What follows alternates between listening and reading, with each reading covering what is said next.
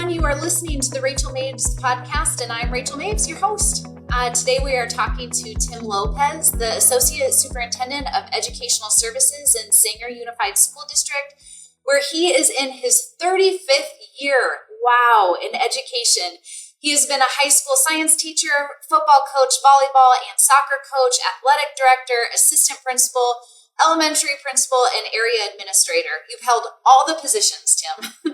As the Associate Superintendent of Educational Services, he provides oversight and guidance of the curriculum and instruction, pupil services, child welfare, and attendance departments, and provides oversight of the area superintendents with their various school sites. And I will also just add, is a fantastic partner with us here at Parsec Education. So thank you, Tim, for joining me today. Well, thank you. It's always a pleasure to be able to talk through education and not only my journey, but the journey of Sanger Unified. I'm really excited for this conversation. I think you, as a practitioner deep into the weeds of the work that we're doing, just brings such a level of insight of what's happening on the ground in education today. And I think, as you know, we love to start off the podcast just hearing from our participants about, why education for you? What was your story? Why did you choose this as a career path?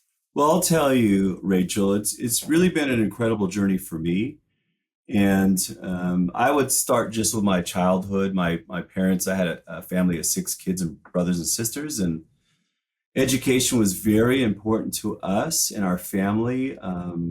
My parents didn't get an opportunity for higher education, but really emphasized from day one, that's what we all were going to do, and we all have our degrees. I had a wonderful chance to attend UCLA as an undergrad, and really, I'm born and raised from Sanger, and I anticipated through that I would be out in the world somewhere. Now, I did that in science and biology and anticipated moving to that field. And so education was kind of an afterthought initially for me. My wife was a math teacher, and I was working in a lab, and she talked about what amazing things that she was doing with kids. And it just really appealed to me in that giving back to where I came from, giving back to kids much like me, to give them the opportunities. And, I anticipated when I started out, I was going to be a science teacher for life. Absolutely loved it. And in administration, I just had a former principal that just saw leadership in me and just said, "Hey, Tim, we know your leadership. We want to foster that. So how about trying this for a while?" So I've been fortunate to have some amazing bosses that have seen that in me and fostered that and grew that and allowed me to grow throughout my career. And I have done a lot of different levels. I absolutely love each one that I went through, but really for me, I did not choose it. It kind of chose me.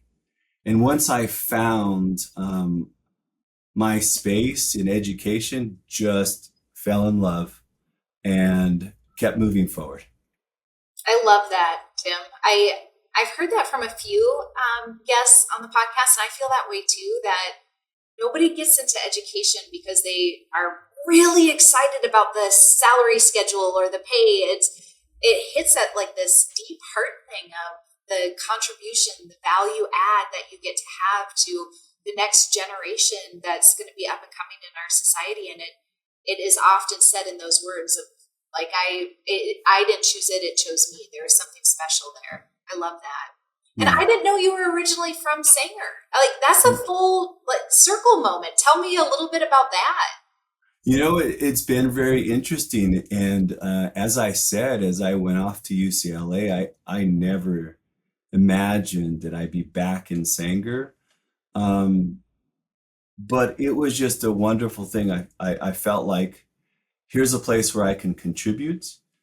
Here's a place where not only did I feel comfortable, but I also felt I could make a big difference. I did get a chance to be at 2 different school districts, both in the Valley.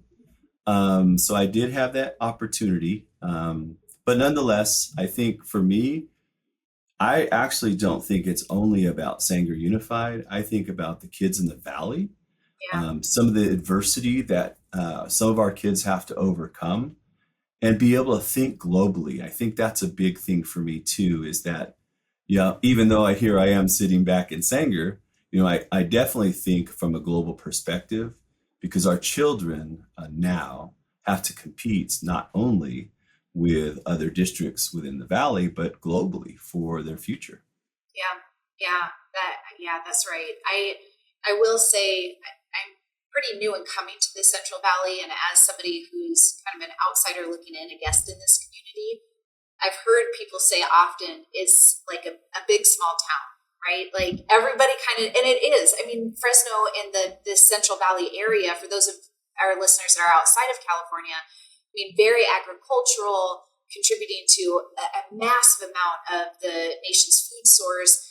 And is extremely large, yet everybody knows one another. Everybody kind of knows what's happening within the valley. And it really does have this kind of like small town feel and connection and community and caring for one another.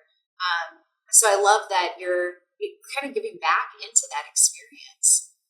I'd love, Tim, for you to tell me one of the things that you and I connected over about a little bit earlier this year was Sanger's Principal Summit. And it's something that I haven't seen before that I thought was just amazing and phenomenal. Something that I think if you are a district leader, that is such a good practice that needs to be put into place. And I'd love for you just to share a little bit with our listeners, like what is the structure and how do you put together this Principal Summit and what is the purpose behind it? And maybe then the implications and the benefit of having that in place that you see within your district.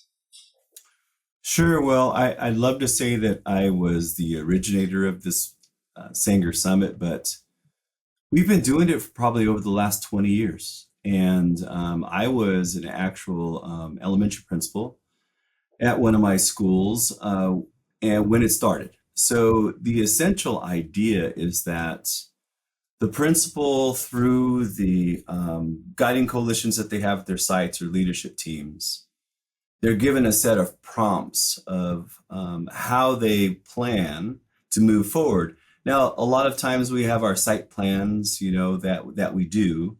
Sometimes those are just plans and they don't really mean what we do. So it's not necessarily to the degree that's implemented. So it's essentially a plan that's established, that's a written plan.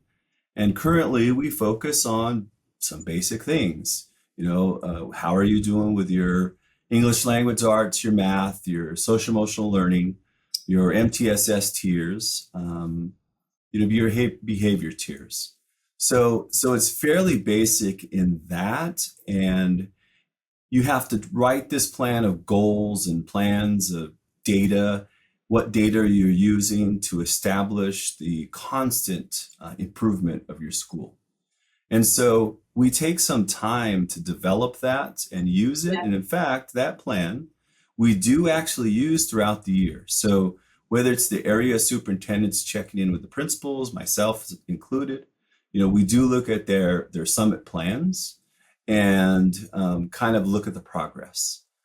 So in addition to that, though, what we love, and Parsec's been an amazing partner for us, is an opportunity to, what I do like is we remove it a little bit from the site. We're at a location that is a little different and comfortable for us. So currently what happens is that the principals then present, here's what we're doing with our school. We keep that about 30 minutes, so it's not fairly long. They can't go over every detail, but we allow them to go over salient points. What is their signature practice that they feel very comfortable about, of talking about made a big difference at their school.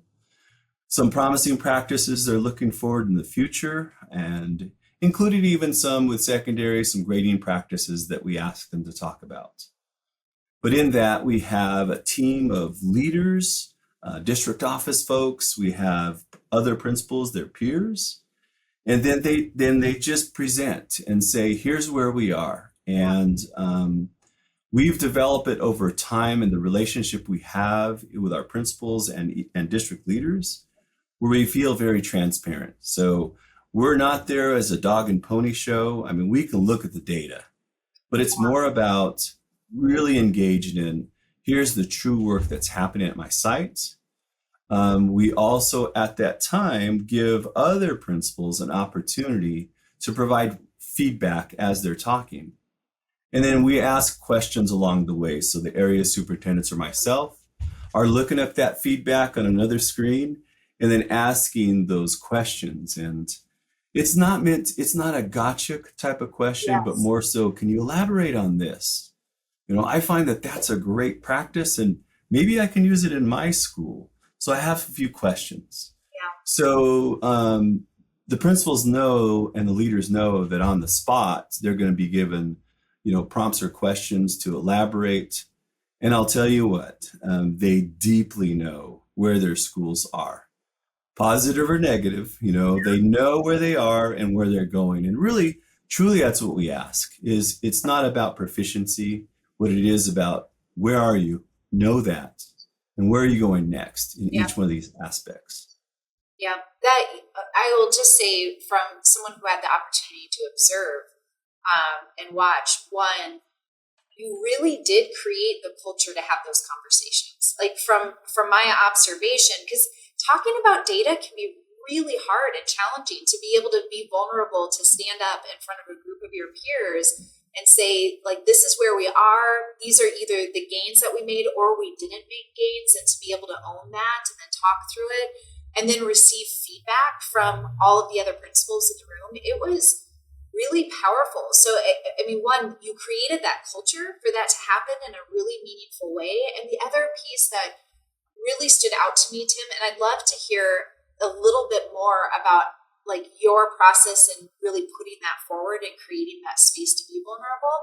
Every one of your principals was really dialed into their data.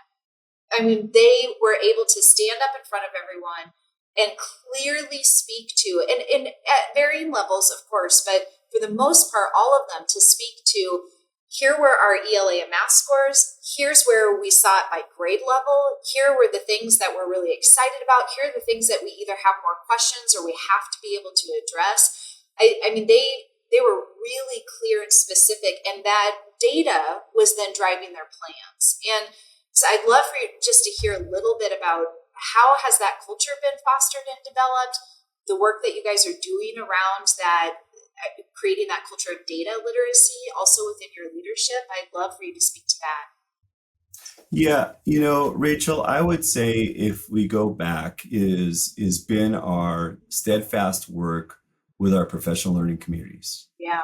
Because that data analysis is embedded in the daily work that our teachers, grade level PLTs, are looking at that data. So that expectation not only is with the leaders, but also with the teachers, the teacher leaders on site. So I think it's an ingrained process at which we're always looking at some sort of data to then drive the decisions in what we're doing. And, programs like Parsec that help us out with the data, you can't hide. It's transparent, and we share our data in our data systems. Any principal can look at any other school's data, and if they know that a third grade practice they're struggling with, they're going to look at another school site, reach out to that principal and say, hey, your third grade is really just this particular group of standards in math is really hitting it. Can my team come and see that? So not only have we done that as a site level PLT, but across the district. So I think what happens is that, it's not about good or bad, right? It's rather, where are we with the data and how are we moving forward? And, I'll have to say is that through the pandemic, that was very difficult. And coming back from the pandemic, using that data in a manner that isn't a gotcha, but more so, where are you, was very difficult. And I'll tell you, some of my old school principals way back when, with that level of accountability was very salient for us, our new principals were not used to that. Yeah, I'm And sure. initially, after the pandemic, it's like, well, hold on, here's where we are. And it's like, we don't have to create rationalizations for where you are. I just need to know that you know where you are Yeah. and you know where you're going, because each of us are in different journeys. And we even found with teachers, they were all at different journeys of where they were. And I do truly feel, though, is that, in our state, our kids are back. Accountability is like, okay, that's part of what we do, and let's keep moving forward. And so I would say that that data helps us. It's very transparent. Yeah. They feel comfortable sharing what that looks like. When we first started on the journey, you didn't have grade levels sharing their data of how kids are doing. You didn't have grade levels sharing kids and deploying out kids in third grade. But I think it's embracing where kids are and trying to improve. Now, we're a long way to being perfect. We have a long way to go yet. And we're finding through the pandemic is many teachers or even kids or groups of kids have really rebounded strongly. Whereas others, we know those discrepancies exist.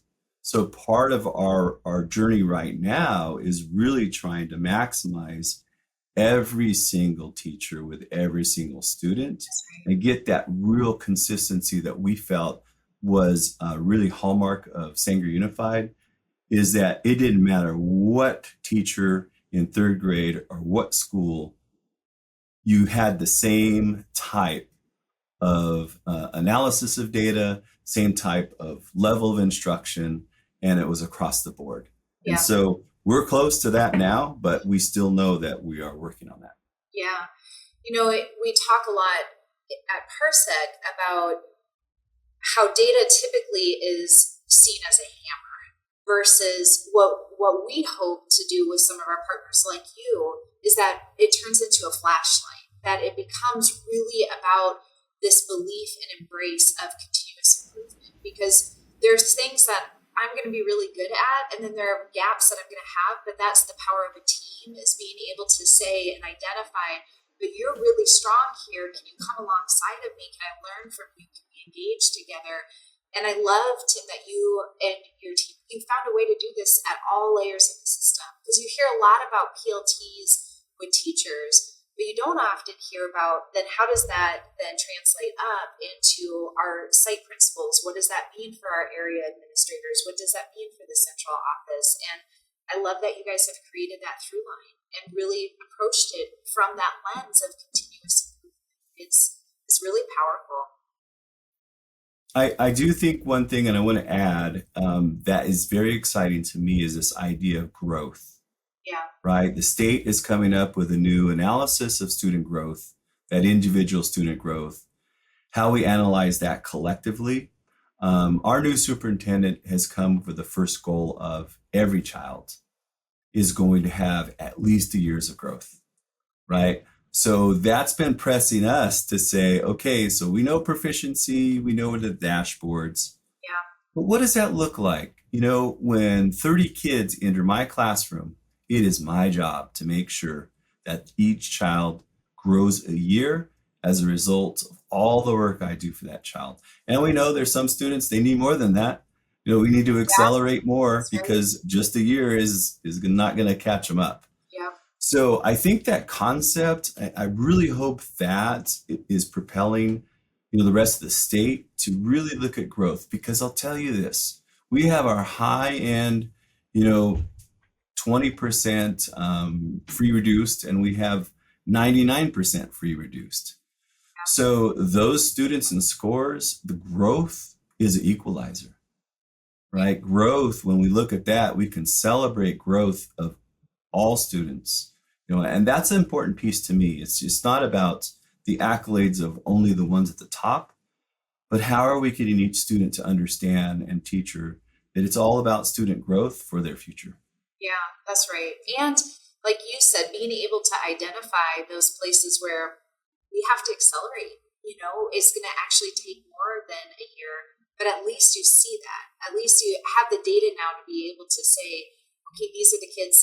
One of my favorite analogies that somebody shared with me is that multi-tiered systems of supports are like ice cream cones. Like, who are the kids that just need an extra scoop of ice cream? But you can't identify that if you don't have the data to be able to see it. So you guys are laying just such a pivotal foundation. I'm a huge advocate and believer that if we don't have data to understand the current reality, you actually can't get better and improve. So kudos to you guys, Tim. I'd love, with the rest of our time, just to hear a little bit from you, and you've kind of alluded to a few things. Like, you're holding a really big role at Sanger. The Central Valley is, I would say, a place in desperate need of vision and support, and education is just pivotal to the kids in the Valley. What keeps you up at night as you think about the students within your system? For me, it is ensuring that all students have that opportunity. When we talk about that level of consistency, is how do we maintain that? Because when that does occur, the students that are falling through the cracks, we're able to see them and hear them and work through them. And I think really for me, it is, and I'll have to say, being a kid that went to UCLA, it's important for our high-end kids to be pushed. Yeah. Right? Middle-end kids need to be pushed. And it might be high in math and low in English language arts, but taking the student by need individually, I think that's what we have to maintain. And, plans are plans, but That's what right. keeps me up at night is to what degree are we implementing those to ensure that happens. Yeah, absolutely. And as you think about that piece, like the keeping kids from falling through the cracks, what do you see as one or two ways that you can ensure that doesn't happen within your system? Well, one of the things Sanger Unified has really done that I have just so much applauded is that we recognize there's the SEL component of students that falls through the cracks that we just don't see. And I think it's important to gather data for that.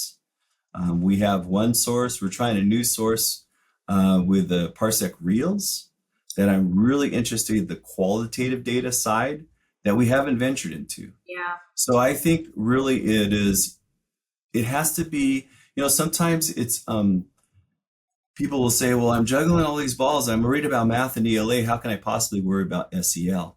Well, the answer is yes. It's and. It's not or. Our students that are struggling socially or emotionally, they are not going to get to that quadratic equation. Yeah.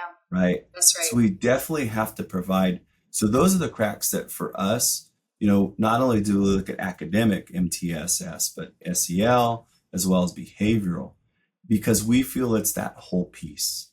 And the better we get at identifying and providing support for those students, especially the ones that don't stand out but are really just struggling, the better we get at that and the more support we have, the better I think our students will be off. Yeah, I'm glad that you brought that up. It's something, because you've been in so many conversations with us, this marrying of the data, qualitative and quantitative.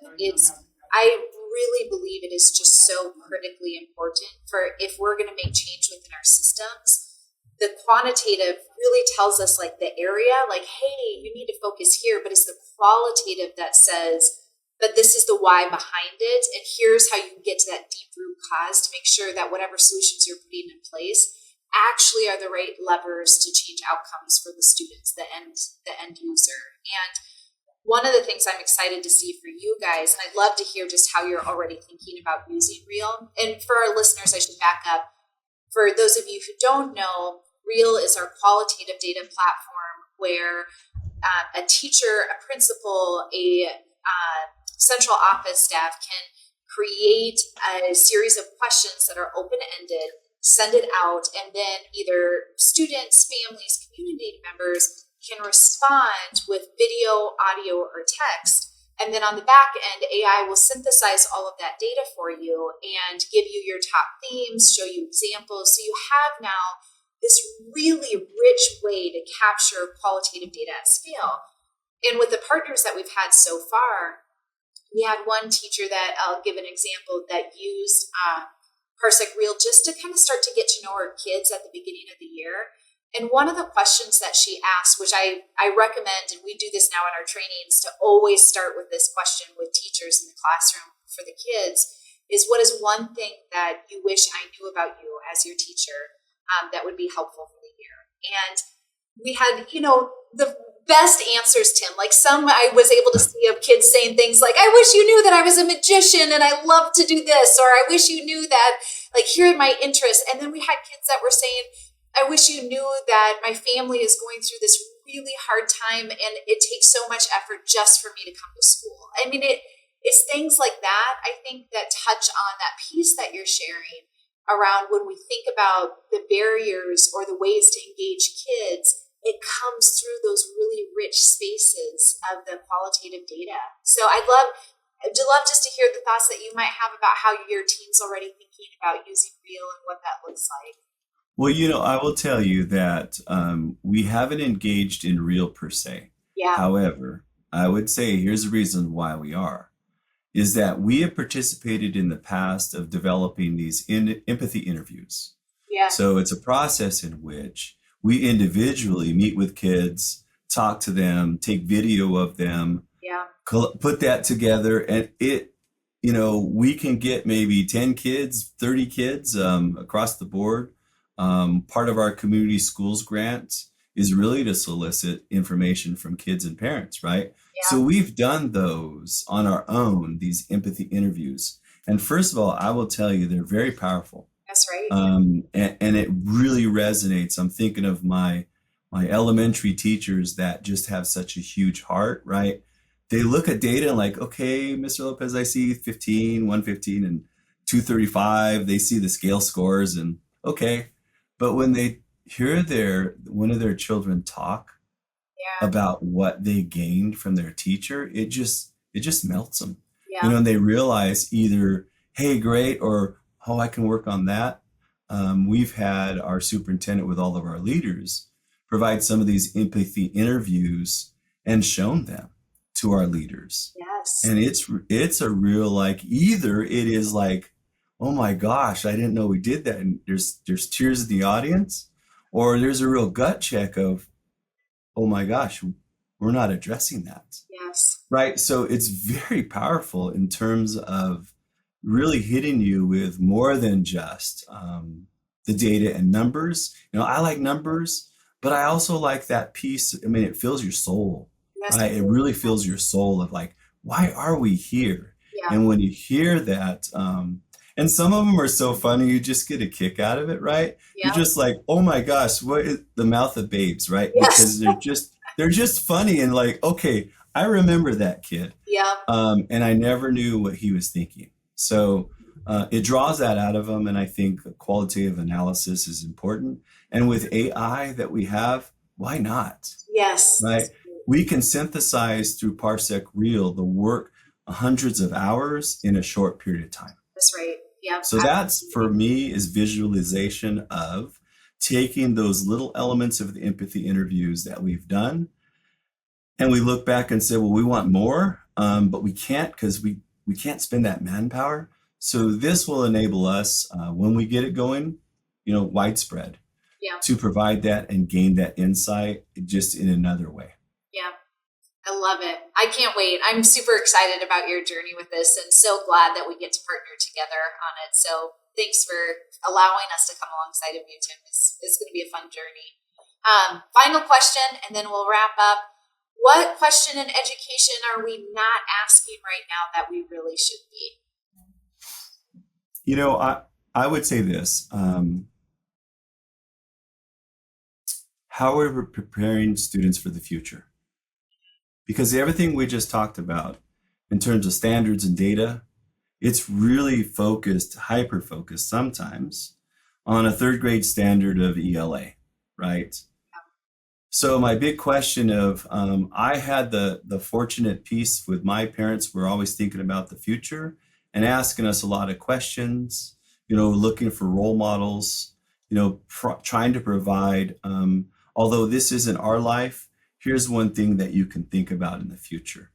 And so I think that education is means for the future. Are we really asking those questions? And not for a grant, but more so just deeply embedded. We've jumped into a few things and asked ourselves those questions because you get so microscopically focused on, like I said, fourth grade fractions. Yeah. It's a means to an end. Yeah. And I think that's the real key for me is, what does the future look like for our kids? And are we in the Valley preparing our kids to, again, compete on a global level? Because we don't know what it's going to look like in 30 years, but we know this, it's going to be a smaller global society that we need to prepare our kids for their future. And, those standards and mastery and graphs, well, let's all preparing them for the future. Yeah. Yeah. Thank you, Tim. I really appreciate that. Thank you for coming on the podcast, for sharing your heart for the awesome and excellent work that is happening at Sanger. I just really appreciate your time today. Thank you for joining me. All right, Rachel. Thank you so much.